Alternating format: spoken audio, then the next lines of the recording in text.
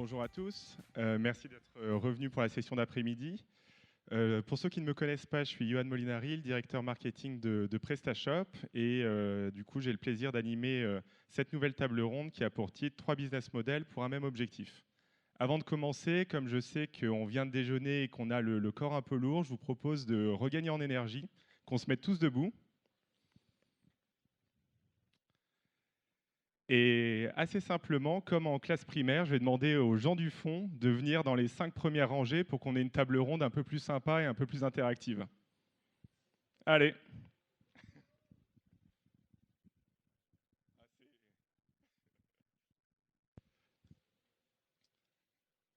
Alors pendant que tout le monde s'installe, pourquoi en fait le sujet de cette table ronde? Donc quelques mots d'introduction. Finalement, ce matin, si vous étiez là dans la séquence d'ouverture, on a entendu à la fois Alexandre forcément de PrestaShop, mais aussi Guillaume du Slip français. Et en fait, ce qui était le plus marquant à mon avis, c'est de se dire que depuis que ces entreprises ont été fondées, l'écosystème, l'industrie du e-commerce s'est complètement transformé. En 2007, quand PrestaShop se lance, c'est à quelques mois après le lancement du premier iPhone aux États-Unis, puis ensuite en France, sur technologie Edge. Quand le slip français se lance en 2011, il n'y a pas Instagram, il n'y a pas de réseaux sociaux, du moins pas utilisés de telle manière. Du coup, on est dans un écosystème fondamentalement différent. Du coup, si je devais simplifier en 3 mots ce qui s'est passé pendant les 12 dernières années, c'est-à-dire ce qui nous sépare de la création de PrestaShop à aujourd'hui, je retiendrai ces 3-là. Up, big, tough. Pourquoi? Up, puisque en fait, en 12 ans, l'industrie du e-commerce a simplement été multipliée par 10 en termes de chiffre d'affaires en France. Up aussi, puisque l'année dernière encore, d'après la FEVAD, le e-commerce en France a connu une croissance de plus de 14% annuelle. Big, tout simplement à cause de la taille monumentale que représente le e-commerce aujourd'hui en France. On a passé la barre des 80 milliards de chiffre d'affaires générés par des marchands e-commerce en 2017 et on a dépassé une nouvelle barre symbolique de 90 milliards de chiffre d'affaires générés en 2018. Tough pour plusieurs raisons. La première, c'est qu'on a des acteurs leaders en France qui continuent de grandir. On a des géants du marché, notamment américains, avec Amazon qui représente une part de marché de plus en plus importante. Amazon représente plus de 20% de la part de marché du secteur en France, mais aussi tough, puisqu'on a l'entrée de nouveaux acteurs internationaux. Il faut savoir que 30% des cyberacheteurs français ont acheté chez un acteur chinois en 2017. Du coup, la question qu'on peut se poser, si le e-commerce ressemble à ça aujourd'hui, c'est comment diriger ou comment entreprendre au sein de cet écosystème. Donc, Up, Big Tough. Pour le résumer en une image, j'ai choisi celle-ci. Jeff Bezos, en 98, quand il crée une librairie en ligne, et en 2017, ça résume plutôt bien le secteur du e-commerce aujourd'hui. Mais plutôt que faire des blagues réchauffées d'il y a 2 ans, je vais maintenant inviter mes speakers à me rejoindre. Donc tout d'abord, attention, la big boss de la chaussette chez l'archiduchesse, Camille Zamo, que je vous demande d'applaudir.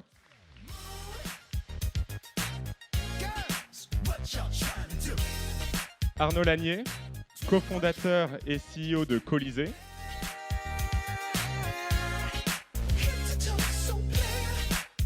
Et enfin, Julien Hugon, fondateur de Brigitte.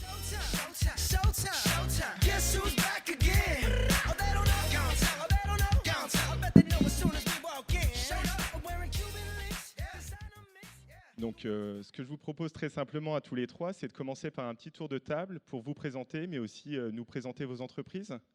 Camille, je te laisse commencer. Oui, c'est bon. Okay.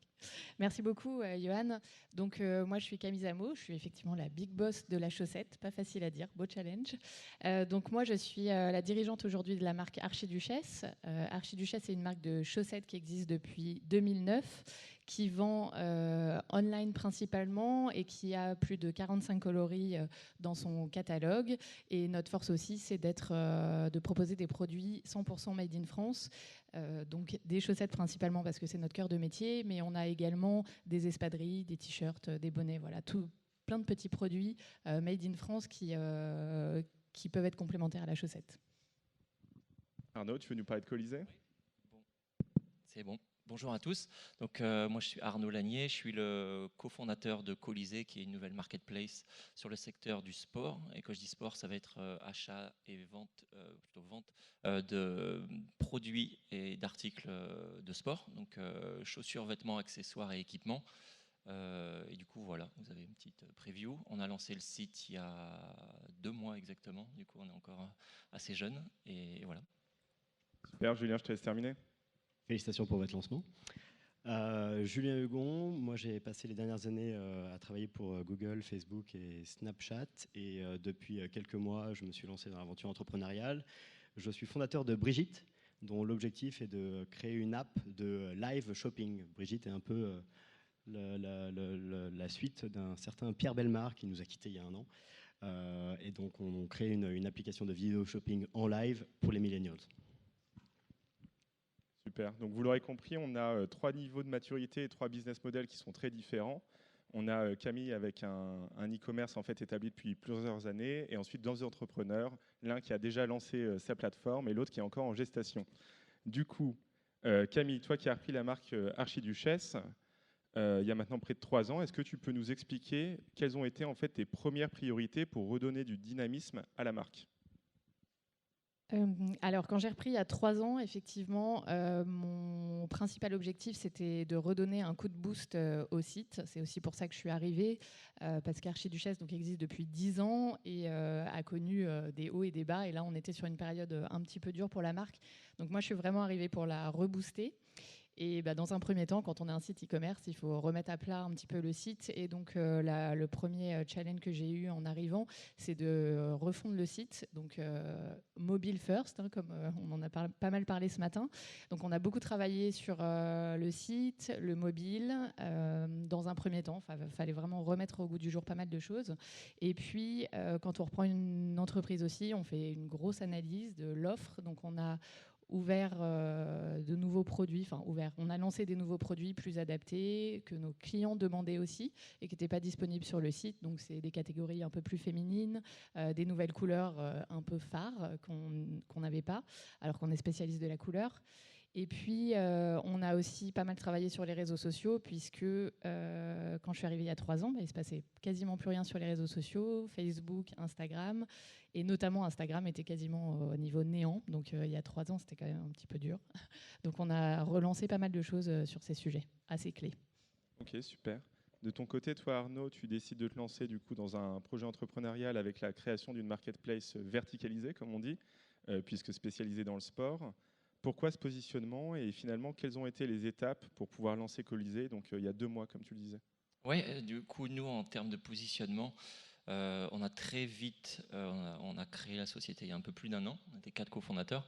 On a très vite fait, au-delà de notre passion pour le sport, fait le choix du marché du sport. Mais pourquoi aussi? C'est que c'est le 3e plus gros marché en termes de dépenses moyennes des foyers français. Il y a le bricolage en premier et il y avait notamment des marketplaces très grandes et à succès dans le bricolage comme Mano Mano, l'électronique avec Back Market par exemple, les sports. Il n'y a pas de marketplace 100% marketplace, il en existe mais qui sont un peu hybrides comme on dit e-commerce et marketplace. Mais il y avait une place à prendre et on pense toujours qu'il y a une place à prendre. Et le marché du sport, tout à l'heure tu as dit les 90 milliards, le marché du sport en France c'est 13 milliards par an en France, donc c'est vraiment énorme et en énorme croissance. Du coup, et les tendances pour nous c'était un peu de prendre les tendances actuelles du sport qui sont tout ce qui tourne autour de l'activewear, parfois les gens qui vont aller chercher des choses très techniques aussi. On va parler aussi des choses parfois écolo. Il y a des marques qui se lancent dans le sport de manière écolo. Du coup, on a vraiment voulu prendre ce virage. Et le positionnement, c'est assez technique, trendy. Et on dit souvent inclusif parce que notre clé d'entrée, c'est on a repris un peu les codes de la mode qui sont pas souvent pris dans le sport, qui sont hommes, femmes, enfants. Du coup, sur notre site, on a énormément travaillé cette clé d'entrée par homme, femme, enfant. Et nos étapes de développement, nous, c'était 10 mois de développement parce qu'on a fait le choix et le pari aussi d'investir très rapidement dans notre technologie. Du coup, on a développé notre techno en propre, nos API commandes et produits. Donc, ça a pas mal de boulot.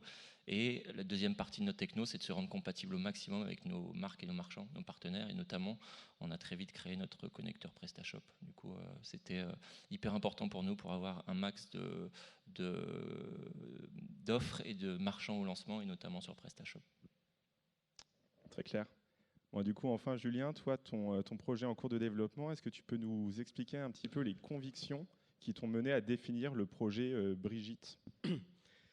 Nous, on fait une sorte de pari qui est de se dire que la vidéo va redistribuer les cartes des acteurs en présence sur le shopping.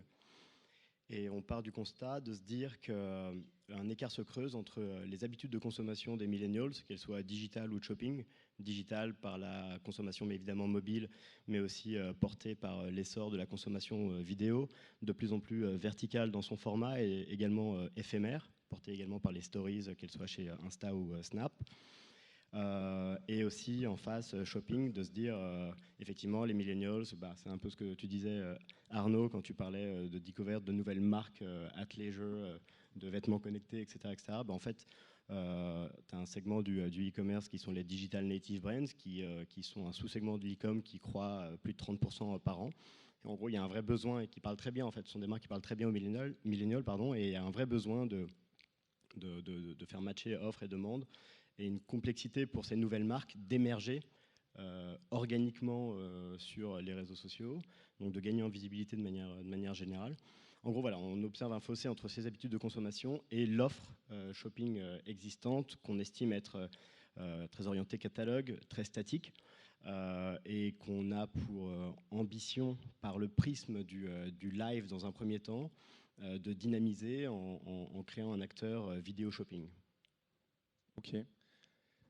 Du coup, c'est vrai qu'en préparant cette table ronde, il y a quelque chose qui nous a semblé intéressant, c'est que d'un côté, on a un marchand et de l'autre côté, on a deux plateformes qui sont plus une plateforme de distribution ou une plateforme presque média. Du coup, il y a potentiellement des accointances ou alors des choix à faire. Du coup, Camille, est-ce que tu peux nous dire quels sont les canaux de distribution actuels d'Archiduchesse et en tant que marque, quelle relation tu as potentiellement avec des places de marché aujourd'hui? Alors, Archiduchesse, depuis la création, donc en 2009, on est principalement un site e-commerce, c'est-à-dire qu'on s'est lancé avec PrestaShop en 2009, donc on a fêté nos 10 ans ensemble. Le business model de la marque, c'était vraiment un site e-commerce, donc de vendre principalement online. Guillaume Gibault l'a bien dit ce matin, il faut axer sur un produit facile à vendre, qu'on n'essaye pas, donc la chaussette s'y prêtait parfaitement. Et du coup, notre business model, principalement e-commerce. Les années faisant, pas mal de revendeurs sont venus vers nous aussi pour revendre nos produits en boutique. Donc on a aujourd'hui quelques points de vente qui revendent nos chaussettes. C'est en forte croissance, on va dire, puisqu'on est contacté assez régulièrement. On a un petit problème de marge à ce sujet-là, parce que quand on est e-commerce, forcément, on a des marges qui sont moins élevées que d'autres marques de prêt-à-porter. Et nous, on voulait proposer un produit made in France à un prix accessible. Donc, on a aussi diminué nos marges là-dessus. Donc, c'est un sujet avec les revendeurs. Et c'est un sujet aussi avec les marketplaces, parce qu'aujourd'hui, on a fait le choix stratégique de ne pas être sur des marketplaces. Française en tout cas, parce qu'on ne voulait pas cannibaliser notre trafic et qu'on s'estime aujourd'hui pro et spécialisé dans le e-commerce. Donc voilà, on est censé apporter pas mal de réponses à nos clients. Maintenant, on reste ouvert, on en discutait tout à l'heure, les avantages des marketplaces très spécialisés, ou pour nous, par exemple, à l'international, parce qu'on vend beaucoup en France pour le moment, mais si demain on doit développer à l'international, pourquoi pas s'ouvrir à des marketplaces spécialisés dans certains pays.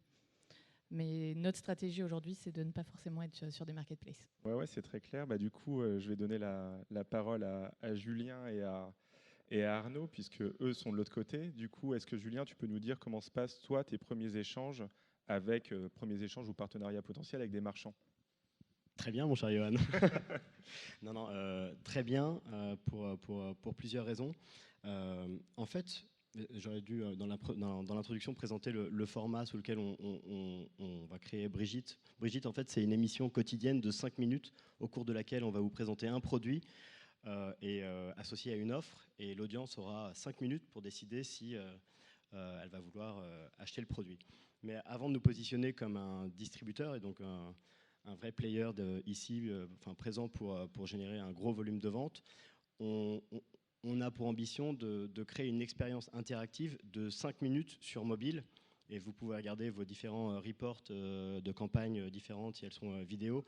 Avoir 5 minutes d'attention sur mobile, c'est c'est impossible en fait aujourd'hui de capter 5 minutes d'attention de son audience. Et en fait, c'est notre première proposition de valeur. Elle est un peu plus haut dans le funnel marketing que sur la conversion. On veut vraiment aider des nouvelles marques ou des marques peut-être un peu plus complexes à expliquer que celles que tu évoquais, Camille, que ce soit vos chaussettes de qualité ou des slips de grande qualité également. Mais toutes les marques n'ont pas cette facilité dans la compréhension de leurs produits. Donc voilà, on veut avant tout proposer cette proposition de valeur aux marques. Donc les premiers échanges se passent bien. Je ne vais pas reciter Guillaume Gibaud, ambassadeur du slip, donc je vais plutôt parler de Fanny Péchodia, qui avait anciennement créé My Little Paris et qui aujourd'hui monte une marque de cosmétiques qui s'appelle Seasonly. Le constat est le même pour tous les nouveaux acteurs qui se lancent. Comme je le disais tout à l'heure, c'est extrêmement difficile d'émerger de manière organique sur les réseaux sociaux. Et en plus, le game, pardon pour les anglicismes, a un peu changé. C'est-à-dire qu'aujourd'hui, il y a pas mal d'outils qui existent en application mobile, etc., pour créer des vidéos de qualité, pour créer des stories de qualité, etc. Et donc, se différencier juste sur la forme de créativité entre les marques n'est pas forcément non plus hyper évident. Donc voilà, on se positionne dans un premier temps plutôt comme un média. Et la cerise sur le gâteau, c'est la conversion. Donc voilà, donc ça marche tant pour des marques qui ont fait des choix stratégiques de ne pas, dans un premier temps, s'orienter vers des marketplaces, que des acteurs établis qui aussi parfois ont des difficultés à engager avec cette audience un peu plus jeune. Quand je dis millennials, je reste sur la définition pure, 24-35 ans. Et je te passe la parole, mon cher Arnaud. Merci Julien. Nous, concernant les relations avec nos partenaires, du coup, on a lancé il y a 2 mois. Et à peu près au milieu de notre développement, du coup, vers septembre-octobre, on a démarché pas mal d'acteurs. Que ce soit, nous, ça, c'est ce qu'on appelle les partenaires, qui sont de 2 types, soit des marques en direct, comme Archiduchesse, ou bien des e-commerçants. Et en fait, nous, l'appétence en tant que marketplace vertical était vraiment là. Du coup, il y avait un côté pas simple, mais c'était presque la partie la plus facile au début d'expliquer, plus notre positionnement qui se voulait un peu plus différenciant que la distribution traditionnelle, on va dire. Nous, on voulait vraiment être technique, trendy, un peu plus premium. Du coup, ça parlait facilement. Les discussions sont très vite arrivées à une discussion technique. Parce qu'en fait, nous, notre pari pour onboarder plus de marchands et pour augmenter notre offre, quand on n'existe pas, on ne peut pas leur promettre de faire plus de chiffre d'affaires que les gros acteurs qui sont déjà présents. J'espère que demain je pourrai, mais quand on lance, on ne peut pas mentir là-dessus. Par contre, ce qu'on peut faire, c'est leur rendre la vie facile et enlever tous les types de frictions qui sont...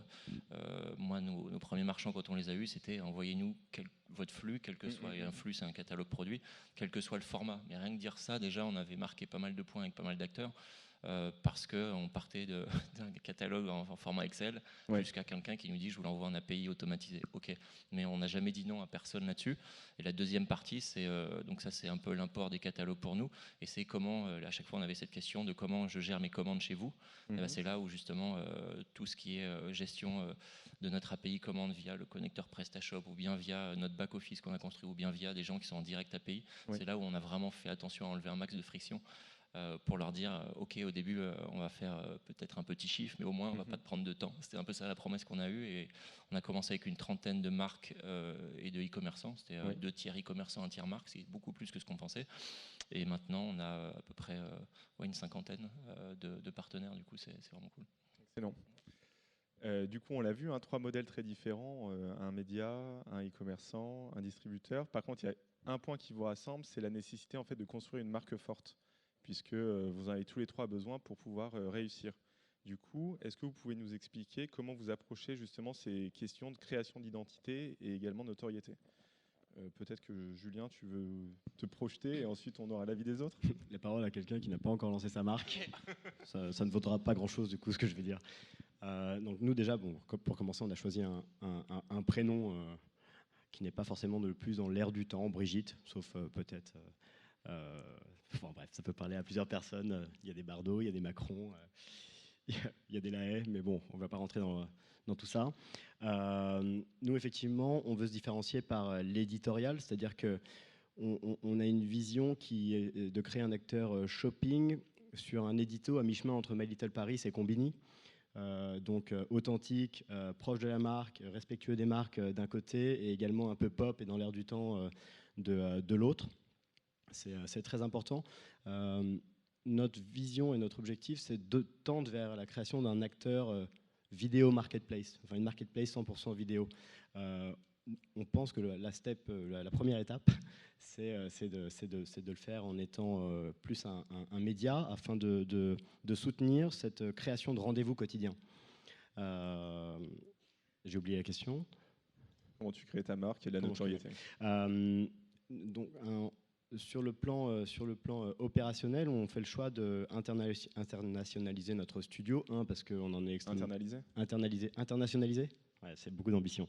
Internaliser notre studio de tournage, parce qu'effectivement, on a 5 minutes de contenu en live à pousser tous les jours, mais aussi, afin de nourrir nos stratégies marketing, on veut utiliser et exploiter ce studio pour créer des contenus à distiller sur les réseaux sociaux, en amont et après les shows. Et aussi pendant les ventes, je vais vous donner une illustration. L'idée, c'est aussi, afin de soutenir une logique authentique dans notre discours, de positionner tous les jours un ou une influenceur dans l'échange et dans l'animation du live. Donc pour reprendre l'exemple, quand je parlais de la marque Seasonly tout à l'heure, l'idée serait, par exemple, si on avait une vente ce soir, d'avoir une influenceuse en plateau avec nous qui présenterait en quoi ce produit lui parle, en quoi est-ce qu'elle a des vertus qui lui correspondent, etc., etc. Et on pense que voilà, ça apporte davantage, au-delà de travailler la notoriété de la marque, on aide l'audience à descendre plus vers la considération d'achat et éventuellement l'achat pendant le show. Ok, théorie intéressante. Et pour toi, Camille? Alors nous, on a une marque, encore une fois, qui a 10 ans, donc c'est vrai qu'on arrive... Enfin, moi, quand je l'ai reprise, en tout cas, j'avais déjà cette notoriété et cet ADN qui était fort. Donc mon challenge a été aussi de continuer et faire perdurer cette notoriété et cette façon de communiquer. Vous l'avez peut-être remarqué, Archiduchesse a un logo en tête de mort, donc c'est un petit peu décalé. Il y a cet ADN qui est très fort dans la marque et qu'on essaye de faire perdurer sur tous nos axes de communication, donc dans nos newsletters, nos réseaux sociaux principalement, et aussi dans nos noms de produits qui restent toujours un petit peu décalés. Et du coup, c'est vrai que les réseaux sociaux, aujourd'hui, pour nous, c'est très important. On travaille beaucoup dessus pour appuyer notre image, avoir un contenu décalé, se démarquer aussi des autres, parce que des chaussettes made in France, on n'est pas les seuls à les faire. Donc, il faut qu'on montre aussi notre différence. Et c'est les points principaux. Aujourd'hui, nous, la priorité, c'est les réseaux sociaux, Instagram et Story qui est en train de tout exploser. Et du coup, concrètement, pour les réseaux sociaux, comment ça se passe opérationnellement? Est-ce que c'est des campagnes régulières? Est-ce que c'est du contenu que vous construisez en interne ou avec des agences? Je ne sais pas. Alors nous, on est une toute petite structure, donc on fait beaucoup de choses nous-mêmes et c'est assez enrichissant parce que du coup, on fait appel à la créativité des équipes et du coup, tous les contenus, les 3/4 des contenus, c'est nous qui les créons. Donc c'est aussi assez complexe parce que quand on veut un contenu un petit peu décalé, c'est pas forcément évident. Et puis, en fonction des différents réseaux sociaux, on communique pas de la même façon. Sur Instagram, on essaye d'avoir un côté décalé, mais il faut toujours avoir quelque chose de très qualitatif, une belle image. Enfin, c'est indispensable. Donc le côté décalé est un peu plus difficile. Et c'est vrai que nous, on fait beaucoup de choses nous-mêmes. On fait appel à des agences spécialisées pour de l'acquisition, forcément, parce que c'est pas notre cœur de métier. Mais voilà. Oui, très clair. Du coup, Arnaud, toi, tu veux rebondir peut-être? Oui, nous, sur la création de la marque, c'était un sacré challenge parce qu'en fait, en tant que marketplace, une marketplace à la base, c'est une entité assez froide en fait, parce que nous, notre mission, c'est de créer une plateforme et une technologie qui permettent à grande échelle de mettre en relation une offre et une demande sur le secteur du sport. Dit comme ça, c'est pas très sexy. Mais du coup, comment on fait pour réchauffer un peu cette entité? Parce qu'au final, si notre positionnement est assez technique, trendy, et qu'on veut avoir des marques, je vais mettre des guillemets, cool, ou appelons-les comme on veut, c'est aussi qu'il faut qu'on soit là et pas là, dans le sens où bien mettre en avant nos marques, et en même temps savoir qu'on est chez Colisée en tant qu'utilisateur. Du coup, on a très vite fait le pari de se dire ok, on va développer notre techno et on peut parler des heures d'API, de connecteurs ou autres. Mais par contre, si on n'a pas la marque, Ça va être très difficile pour nous parce qu'en termes de techno, Amazon sera toujours meilleur que moi. Enfin, j'espère un jour, mais on ne sait jamais. Mais il y a de fortes chances qu'il soit meilleur que moi pour pendant un bon moment. Et du coup, on s'est dit, créer une marque, ça va être quoi pour nous? Ça va être, comme je l'ai dit, être présent sans trop l'être, parce qu'il faut mettre en avant les partenaires qu'on a et les marques qu'on met en avant. Et ça va être aussi être le référent en termes d'utilisation, en termes de pertinence sur le secteur du sport. Et si je prends un cas très concret, si on voit une annonce, je sais pas, Google Shopping, Colisée, GoSport, Decathlon et quelqu'un d'autre, pourquoi on va cliquer sur Colisée plutôt que Decathlon ou l'inverse? C'est qu'à un moment donné, il va y avoir la marque qui va peut-être rentrer en compte, au-delà de comment la plateforme marche, etc. Mais quand on ne connaît pas, c'est ça.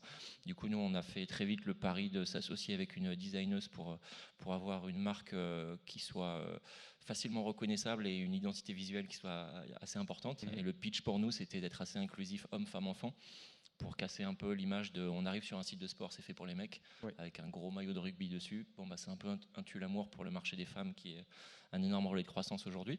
Du coup, on a fait 3 presque homepage et 3 univers différenciés sur notre site, hommes, femmes, enfants, avec des visuels qui sont créés par nous. On espère assez léchés et qui reprennent notre identité. Pareil, sur l'Instagram, on retrouve toutes les lignes qui sont un peu notre identité visuelle, qui sont des lignes de terrain, encore une fois, qu'on voit sans voir un peu. Et tout ça, c'est un peu l'univers qu'on a essayé de véhiculer. Et après, comment on commence aussi à le faire vivre, c'est en créant des pages marques. Donc, vous verrez sur le site, vous avez des pages marques sur lesquelles on peut mettre en scène certaines marques avec qui on travaille. Ça va être des pages sélection, comme les French Days, où en ce moment, on a une page sur Roland Garros qu'on a scénarisé avec notre identité visuelle. Voilà, plein de choses qu'on est en train de tester, ça fait que 2 mois, mais sur lequel on a vraiment un boulevard, je pense, pour mettre ce qu'on appelle nous notre petit marqueur. C'est dès qu'on espère à terme voir nos petites lignes, on sait que c'est Colisée. Bon, c'est encore loin, mais pourquoi pas? C'est un peu comme ça qu'on l'a pensé dès le début et c'était hyper important pour nous, tout autant que la techno en fait. Voilà. Ok, hyper intéressant. Du coup, on l'a déjà dit, mais vos entreprises n'ont pas du tout la même maturité. Ce qui m'intéresserait de savoir, c'est vraiment quel est actuellement votre plus grand challenge. Est-ce qu'il y en a l'un de vous qui veut rebondir sur cette question? La prime à l'expérience. Non, je te laisse la parole, je rigole. Okay. Je rigole. L'expérience à parler, c'est ça? Non, mais tu vas avoir les mêmes problèmes que moi dans quelques mois. Non, nous, c'est assez simple. Les 2 challenges aujourd'hui et dans les mois qui vont venir, un, c'est consolider notre plateforme pour se mettre au niveau des plus gros. Et ça, c'est un travail, c'est pas étonnant que des marketplaces à succès, comme je sais pas si vous connaissez Farfetch, au UK sur le secteur du luxe, et 1000 ingénieurs, c'est quand même assez impressionnant. Mano Mano, ça se compte en centaines. C'est pas un hasard, c'est que quand on développe sa techno, c'est très consommateur en ressources techno. Du coup, nous, c'est la priorité, c'est de mettre toutes les petites features qui vont faire que notre plateforme, elle va être la plus simple et la plus facile à utiliser sur tous les formats mobiles, etc. Donc ça, c'est un pilier, c'est l'IT. Et le deuxième, c'est augmenter notre offre. En tant que marketplace, on a l'énorme avantage, tout à l'heure, tu as pris une expression que je vais souvent prendre, c'est chacun son métier. Nous, notre métier, c'est de fédérer une offre. C'est-à-dire, demain, on me dit, est-ce que tu peux livrer un colis? Non, je ne sais pas, parce que c'est pas mon métier. Et par contre, mon métier, c'est de fédérer une offre, la mettre en avant la mieux possible, à grande échelle, et faire en sorte que tout ce qui se passe sur mon site soit le plus facile d'utilisation. Du coup, augmenter notre offre, c'est hyper important, et après, savoir l'organiser. J'ai passé quelques années aussi chez Google, et à notre petite échelle, c'est un peu organiser l'information sur notre site, c'est hyper important. Voilà, c'est une mission pour nous. On a 25 sports au lancement. On a pour ambition d'en avoir plus de 50 d'ici un an. Ça fait beaucoup de produits là. On a commencé avec 30 000 produits, on en a 50 000. Ouais. Ça fait du boulot déjà à organiser. Du coup, si demain on a, 100 000, voilà, faut vraiment penser ça. Du coup, augmenter son offre et savoir l'organiser, c'est les 2 gros. Alors nous, on a 2 gros challenges. Le premier, c'est de développer notre notoriété. Archiduchesse, quand la marque s'est lancée il y a 10 ans, a connu un super essor parce que le site était très novateur à l'époque, hyper ergonomique, une offre très particulière qui était peu développée à l'époque. Donc aujourd'hui, c'est vraiment de remettre les chaussettes Archiduchesse au goût du jour et qu'on sache que dans les chaussettes made in France, ça peut être des produits de qualité et c'est pas forcément une marque un peu vieillotte qu'on retrouve dans certains points de vente particuliers. Donc du coup, c'est vraiment la notoriété, que ce soit online, mais aussi offline, c'est-à-dire qu'on est aussi en train de de développer nos réseaux de distribution pour justement être plus visibles aussi sur le terrain. Alors pas en propre, parce qu'aujourd'hui encore on est une petite structure et qu'on vend que des chaussettes, donc c'est peut-être un peu compliqué, mais du coup on fait appel à des revendeurs et on est en train de développer notre réseau de revendeurs, comme j'expliquais tout à l'heure, pour être plus accessible. Donc ça c'est un premier challenge, et le deuxième c'est de rester assez fort en termes de e-commerce, c'est-à-dire que c'est quand même notre cœur de métier, c'est 90% de notre chiffre d'affaires aujourd'hui. Alors ça va un peu changer, j'espère, mais voilà, on veut rester très fort sur le secteur, et du coup c'est un gros challenge parce que ça bouge vite et qu'il faut se tenir au courant. Nous, le premier challenge, au-delà de la survie d'une start-up et donc de passer la première vague, pour prendre une métaphore de surf, non, notre premier challenge, ça va être de créer cet acteur hybride au final entre un acteur média et e-com, créer un acteur hybride dans lequel on retrouve une expérience shopping unique, ludique et sympa. Et donc c'est très important ce terme de l'expérience. C'est une des problématiques du retail. On parle d'expérience phygital, on parle de retailment. En fait, nous, on veut créer la même chose dans un espace de 5 minutes. Et si on arrive à relever ce premier pari, ensuite, on devra aussi se poser les questions de savoir, OK, on propose une expérience synchrone avec une audience en live. Quels sont nos champs de croissance et de développement dans des expériences asynchrones autour de la vidéo? Comment est-ce qu'on met en vie des marques sur notre plateforme vidéo autour de ça? Donc, c'est voilà, comment est-ce qu'on va appréhender la trajectoire d'être un acteur qui fait du live pendant 5 minutes à un big player vidéo plateforme shopping. Oui. Du coup, c'est marrant parce que tu parlais de deux tendances qui sont un petit peu des buzzwords. Depuis ce matin, je pense qu'on en entend plein entre le mobile, la multiplication des surfaces de vente, que ce soit les sites, les marketplaces, Google Shopping, les réseaux sociaux. Également, PayPal nous a parlé de l'achat compulsif. On a eu une table ronde sur le social selling. Moi, ce qui m'intéresserait, c'est de savoir quelle est la tendance qui, vous, personnellement, vous touche le plus à votre niveau de maturité et au niveau de votre business. Du coup, Camille, qu'est-ce que tu dirais ? Alors nous, on est complètement dans le mobile et le social. Globalement, c'est vrai que quand on est e-commerçant et qu'on a un produit assez facile à acheter online, le mobile est hyper important. Donc c'est ce que je disais. Moi, quand je suis revenue, quand j'ai repris la marque, ça a été ma priorité. Et donc on travaille tous les jours justement pour optimiser le mobile. Donc je pense que voilà, c'est un sujet, il faut vraiment pas passer à côté. Et puis le social aussi. Ce matin justement, il y avait une table ronde sur ça qui était hyper intéressante, et on voyait les évolutions qui vont arriver aussi sur Facebook et Instagram. Et du coup, voilà, faut rester connecté, et nous on essaye de travailler un max dessus. Sans surprise, moi, ça va être les marketplaces. Non, mais c'est tout à l'heure, tu as mis un chiffre. Moi, j'avais une partie du chiffre qui était d'ici fin 2020, 40% du e-commerce mondial passera par des marketplaces. Du coup, c'est assez énorme. Et tu as dit tout à l'heure que c'était 20% Amazon. Du coup, c'était le chiffre qui me manquait. Du coup, la moitié sera sur Amazon, mais il reste déjà 20%, ce qui est énorme. Du coup, nous, on a pris cette vague-là, pour reprendre ta métaphore de surf. Voilà. Après, en termes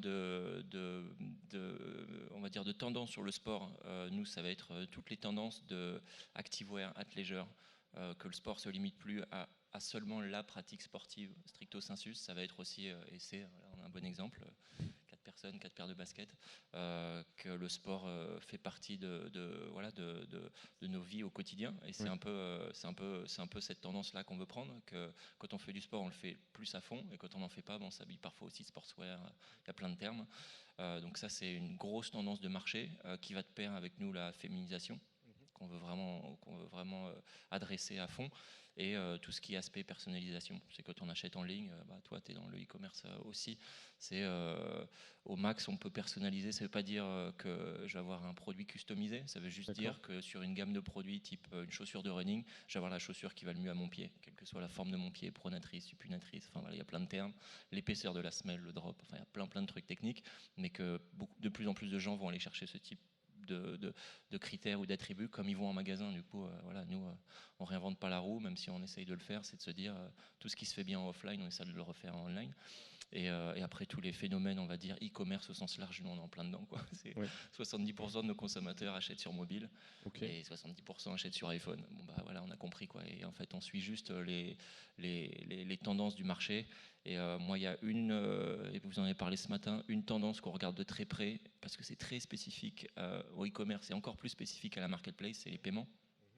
Et que le paiement sur Marketplace, pas pour l'utilisateur, parce que ça se fait comme, mais l'envers du décor de comment gérer les paiements, nous en tant que Marketplace, c'est-à-dire je prends un paiement, je le redistribue avec une taux de commission à certains acteurs sur un compte séquestre, c'est hyper technique, et ça, il y a beaucoup de progrès à faire, il y a des acteurs qui sont très forts, mais on n'est encore qu'au début, ça c'est vraiment je veux dire, presque révolution qu'on attend pour encore, je pense, déverrouiller encore plus ce secteur.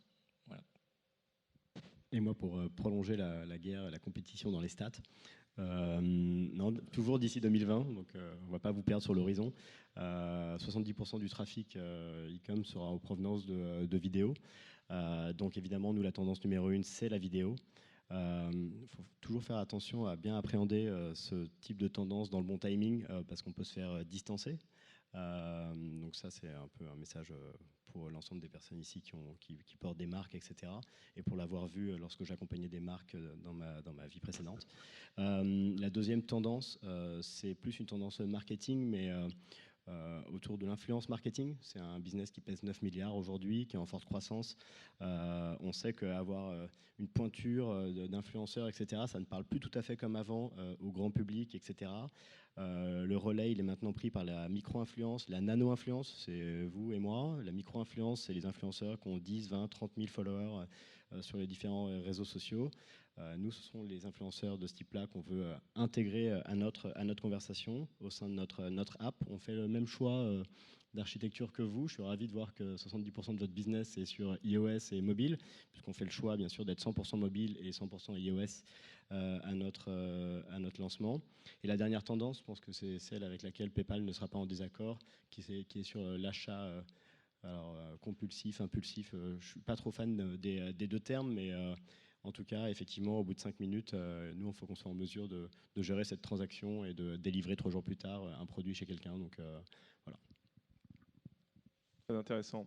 Et du coup, le revers du décor, c'est-à-dire, à contrario, quelle est la plus grande menace que vous voyez? Là, pour le coup, Julien, tu peux... Non, mais enfin, nous, si on fait bien notre travail, on va mettre un coup de pied dans une fourmilière pour l'instant invisible. Ça peut soit faire émerger des nouveaux acteurs opportunistes. En revanche, il y a un acteur qu'on n'aimerait pas trop chahuter trop tôt, qui est Amazon. Amazon, en février, a lancé sa deuxième initiative sur le live.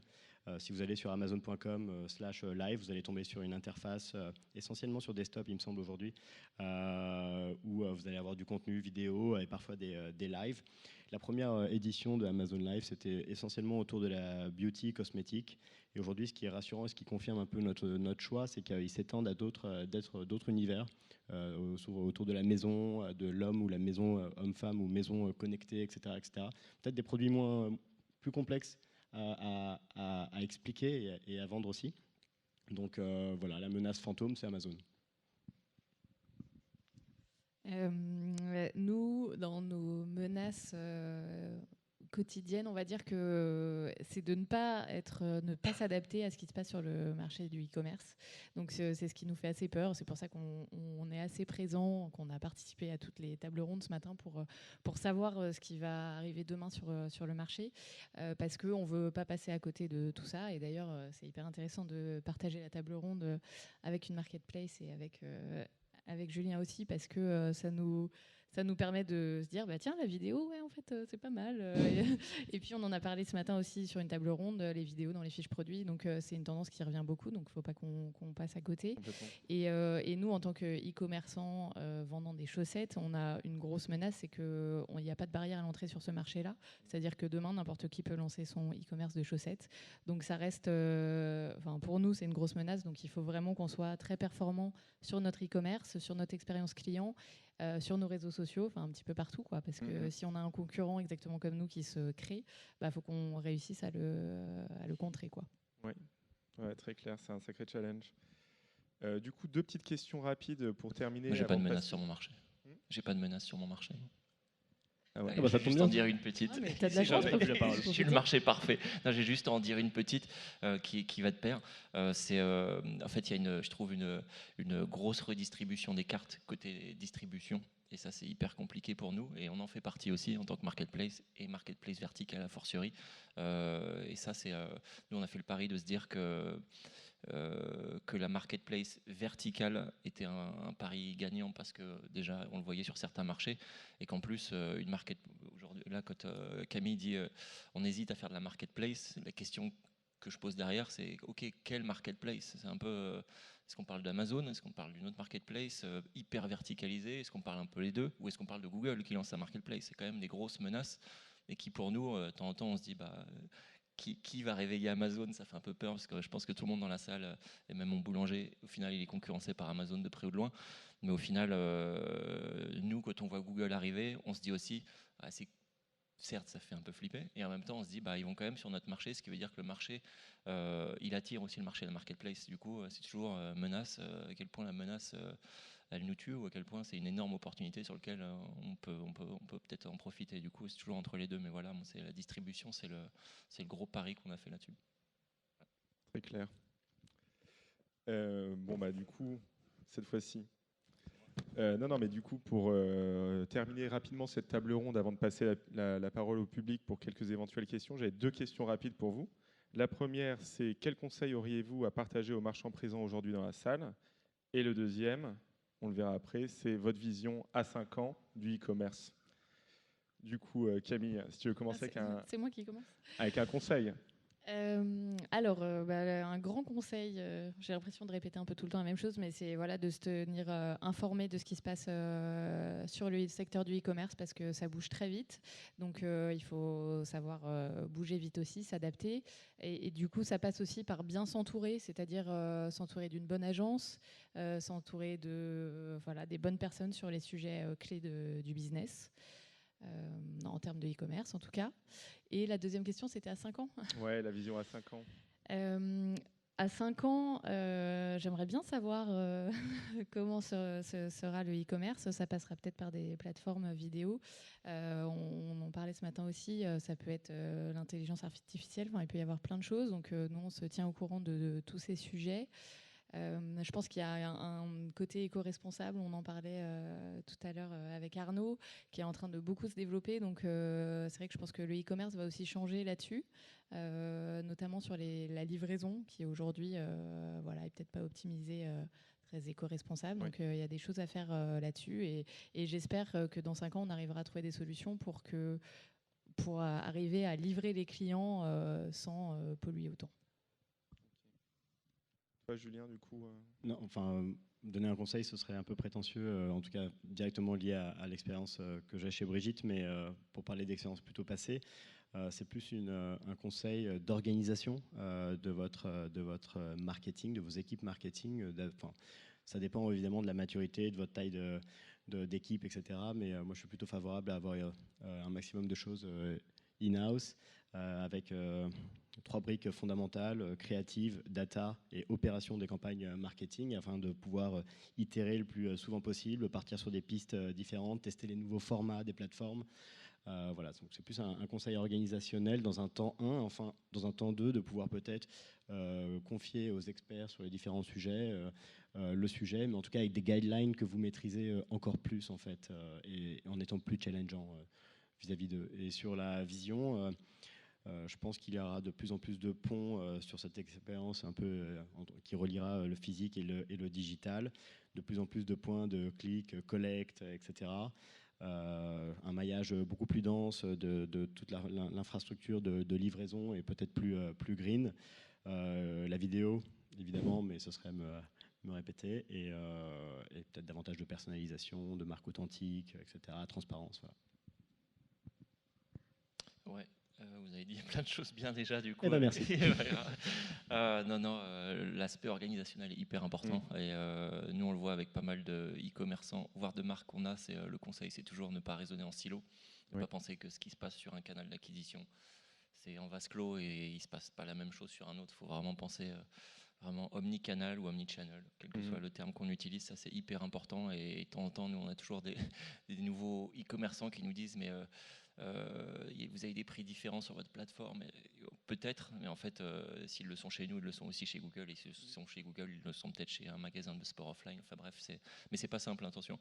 Et sinon les conseils, c'est toujours nous les e-commerçants marques qui performent le mieux, c'est celles qui ont une énorme cohérence presque impressionnante dans leur stratégie commerciale, et qui l'appliquent, qui la tiennent vraiment, quelle qu'elle soit. Là, il peut y avoir une stratégie A, une stratégie B radicalement différente, mais celles qui vont au bout et qui s'y tiennent, c'est assez puissant en fait.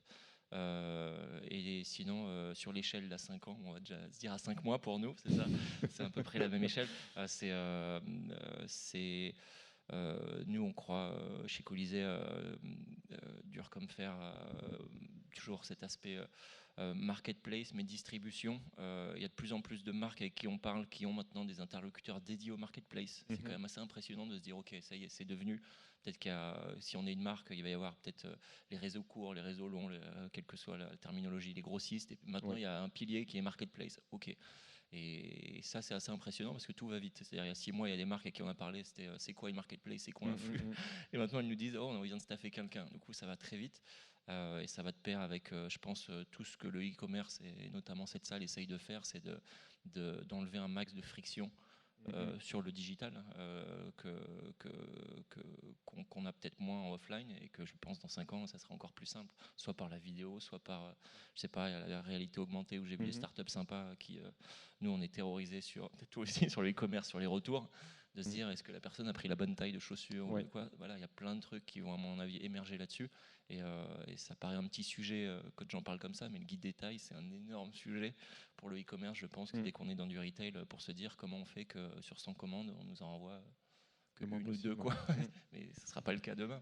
Surtout pour toi, avec toutes les marques qu'on détaille. C'est ça, et qu'en plus, le SAV, ça passe par nous, ce qui est normal, mais voilà, dès qu'on peut gagner un point ou deux là-dessus, c'est énorme en termes de ressources pour nous, et même en termes de satisfaction client, quoi. Du coup, ça, c'est vraiment, dans 5 ans, c'est les choses qu'il faut vraiment craquer.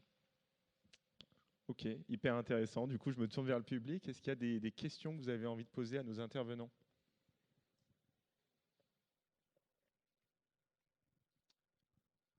Pas de questions. Du coup, je vais peut-être vous poser une dernière question. Si, il y en a une ici ? Ouais, on vous apporte un micro. Ma question se tourne vers Arnaud, parce que je suis un peu dans le même cas que Colisée. J'ai à charge de lancer la boutique e-commerce d'une animalerie en tant que distributeur.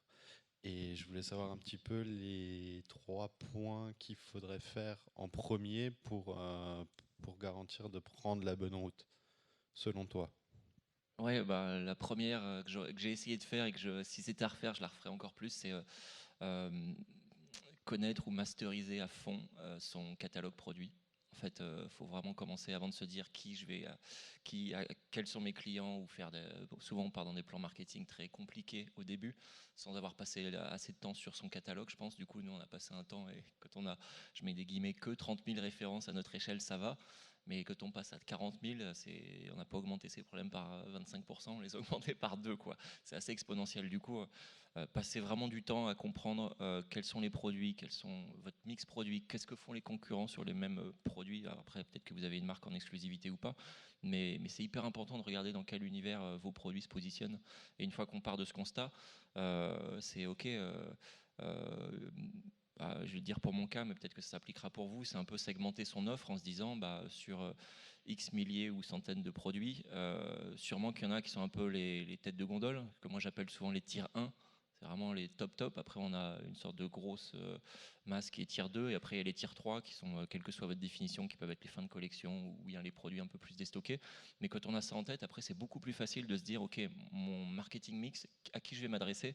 OK, je sais que peut-être sur mes tier 1 de produits, je vais faire un mix, je sais pas, de search ou de display, quelle que soit votre stratégie. Mais au moins, vous allez savoir à qui vous allez vous adresser. Ça va peut-être être... vous êtes sur l'animalerie, ça ? Ouais, sur je sais pas, des sites qui sont spécialisés sur les chiens et chats ou quelle que soit l'audience que vous allez chercher, mais sur lequel vous allez vous dire, voilà, sur ces produits-là, je vais pouvoir peut-être investir un peu plus parce que c'est mes têtes de gondole et c'est les produits qui vont me faire connaître en tant que marque, en tant que service, en tant que site. Et les derniers, ça va peut-être être le tier 3 de se dire, ah bah ok, peut-être que là, je vais aller sur des sites ou des marketplaces, quel que soit le canal d'acquisition, sur lequel vous allez chercher un peu plus de prix et peut-être de l'achat un peu plus impulsif en disant, voilà, pour, je sais pas, 5 achetés, le 6e offert, vous allez être un peu plus pushy au niveau marketing. Après, la stratégie parfaite n'existe pas. C'est moi-même, quand j'étais chez Google avant, j'ai vu 2 acteurs émerger sur le secteur de la chaussure. À chaque fois, je prends cet exemple, Spartoo et Sarenza. Et le 3e larron qui est arrivé 1 an après, qui s'appelait Zalando. Et c'est assez dingue à quel point Spartoo et Sarenza avaient des stratégies radicalement différentes. L'un sur l'internationalisation, l'autre sur le branding en France. Complètement différents, et les deux existent toujours aujourd'hui et sont plutôt à succès aussi. Et en fait, ils ont été, comme je l'ai dit tout à l'heure, hyper cohérents. Ils ont été jusqu'au bout de leur stratégie. C'est-à-dire, l'un est allé dans 15 pays d'un coup, et l'autre s'est dit, dans la France, et peut-être après le UK et l'Allemagne, parce qu'ils ont grandi, j'ai solidifié ces marchés, mais tout est parti sur des stratégies différentes, mais sur lesquelles ils ont été hyper loin après coup. Mais le point commun entre les deux, c'est qu'ils connaissaient mais plus que parfaitement tout ce qu'ils vendaient. Ça, c'est la base, quoi. Merci. Je vois qu'on arrive au bout du temps qui nous était imparti. Du coup, je voulais vous remercier, Camille, Julien, Arnaud, d'avoir participé à cette table ronde. C'était hyper enrichissant pour moi. J'espère que ça l'était aussi pour vous. Il y avait une deuxième question, mais je ne sais pas si on a le temps. Je pense qu'on va se mettre sur le côté et les prendre à côté de la scène, puisqu'on a l'honneur de recevoir Gilles Babinet dans quelques minutes. Du coup, je vous invite à rester assis, et nous, on va libérer l'espace pour la conférence suivante. Merci encore. Merci à vous. Merci à toi.